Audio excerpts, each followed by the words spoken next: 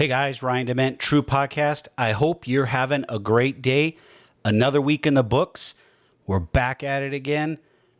3 things we're going to talk about this week. Seems to be a reoccurring theme every week. Tree, tree, tree.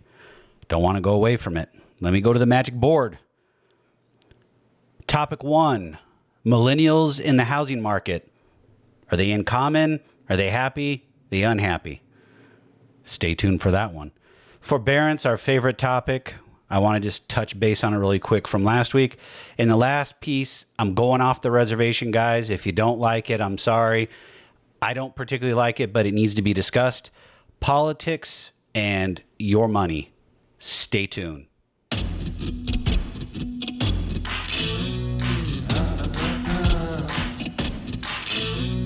All right, guys. Millennials in the housing market. Do they get along? No, not right now. They are like most of us. The housing market has gotten out of control for them. And if I'm talking to you as a millennial, I'm sorry, but you've been a guinea pig. First, for the student loan debt debacle and how that has driven debt loads through the roof for millennials. And 2, now you're dealing with the housing market. And the housing market is out of control everywhere. And unfortunately, in the major cities that you guys are wanting to live in the urban areas like San Francisco or New York City, the tech companies and larger companies have driven up the market by bringing in so many employees to where the only way you can live in the city is to rent, and rent is out of control itself. The one beautiful lining in this whole process, last month, housing starts came in at 3.9%, and the lion's share of those are all multifamily starts, which means in the coming years, if you want to continue to rent, you can rent. But if you want to be a homeowner, you cannot. That's why cities like Austin, Texas, is experiencing a huge boom from the tech side, the tech market, the tech companies, where housing prices have jumped 39% in 1 year. That is effing crazy. And that's unfair to you. It's unfair to me. It's unfair to everyone. But in the end, you have 2 choices. Continue to rent and somewhat flush your money down the toilet, which it is, or option 2 is become a homeowner. But the option 2 is a little bit more of a daunting task than most want to take on. There are up and coming markets, neighborhoods that builders are going into and helping revitalize markets. You need to find those blocks, those cities where that's happening, because you're going to be able to buy a house that needs your TLC and your love and make it your own and make it that first starter home that you can afford. Remember, buying a house has to make dollars and cents. And if it doesn't make sense, you move on. It can't put you in the poorhouse. You can't be house poor. You're already cash poor somewhat if you're still paying off your student loans. Those are eating at your debt. Why do you want to strap on more? But if you're a trailblazer and you're looking to become a homeowner and stop wasting your money, you've got to find an upcoming neighborhood. You have to find a city that's up and coming, that's making change to their housing stock. They're turning old housing stock into new housing stock. You got to look for that. The other option is small houses. California is letting people build small houses and triplexes on the back of their homes. But guess what? Those will have to be rented. Find a small home and put it on a small piece of property. That can be done too. But you've got to make a decision. Are you going to sacrifice certain things to become a homeowner? Or are you just going to stick the line and say, I'm not going to do that and I'm just going to continue to rent? That's your choice. You have the right to do it. But there are options out there to be a homeowner. You just have to figure out if you want it or not.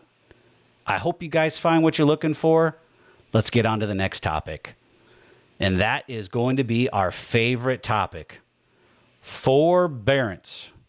So last week I talked about the upcoming homeowners or houses that are coming to the market. 400,000 are coming out of forbearance at the beginning of October. Are all 400 going to fall delinquent?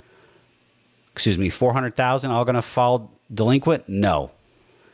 Are there going to be a percentage of them going to be coming into the market? Yes. In the next 90 days or so? Yes. Two things are going to happen. One, a portion of these houses are going to hit the market to be sold, and two, a portion of them are going to be foreclosed upon. Guaranteed. What that percentage is, I can't tell you. My guess is going to be 20% or under, so I'm saying 80,000 or less will come to the market, and three things will happen here. One, the market will be able to absorb these houses coming to the market, so there's not going to be a housing crisis or crash. Two, it's going to give you, a buyer, some leeway to where you've got some competition out there to where you can find something that's coming into the market that needs that TLC.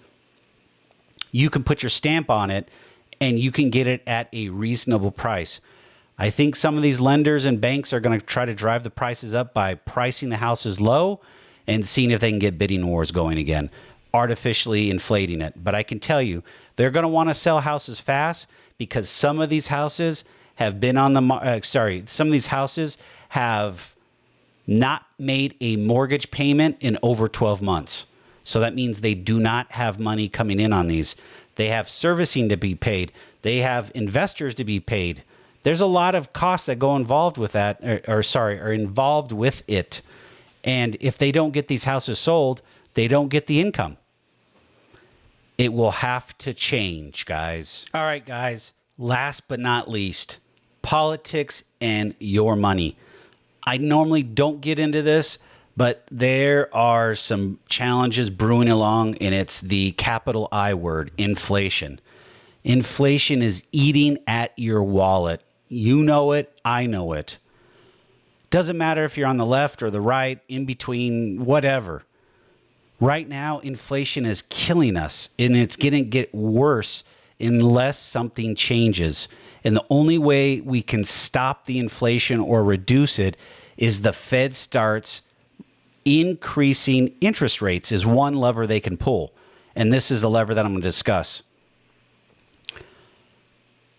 which in turn, unfortunately, will slow the housing market down, because if interest rates go up, you're already stretching people's money as it is, their dollar, and it now becomes rubbery and just springs right back.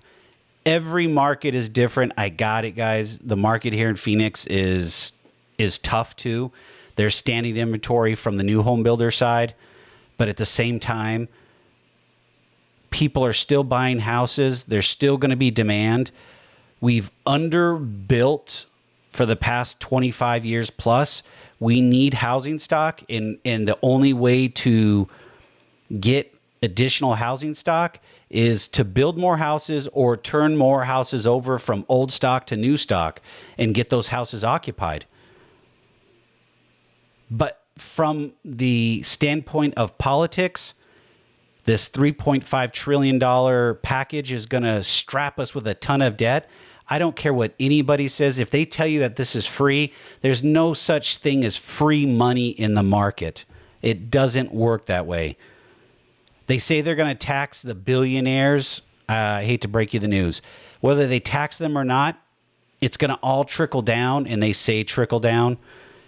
It's trickle down doesn't work, but I'm going to use trickle down. Sorry.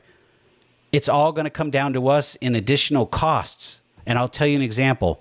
There's a app that you can follow, container ships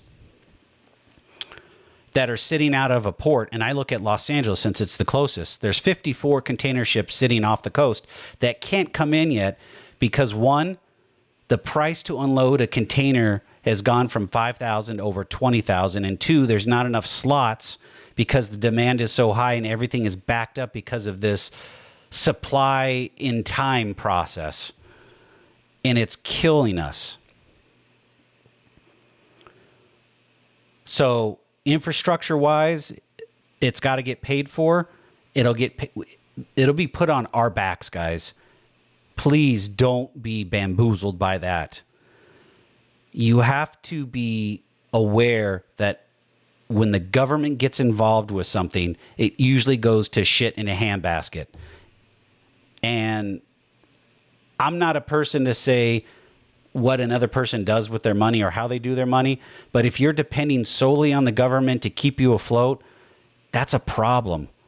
And that means all of us will be depending on the government to keep us afloat, which means we're at their mercy for everything.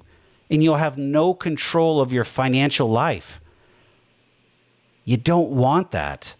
You want to be free and be able to understand how your money works, and you get to make the decisions on what you do with your money.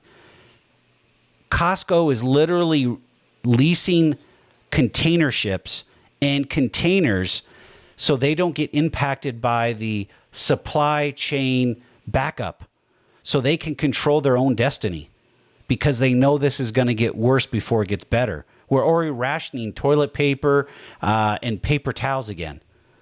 So here we go again in this whole process. Guys, please, if anything on this rant is, think about what's going on. Think about how you want to take control of your financial life and your future, and take it and move it. Don't let somebody else make that decision for you, because in the end, it's only going to hurt us all, and it's not going to work out. And then we're going to be strapped with debt for many generations to come, and that's just going to be even worse. All right, guys, enough of the rant.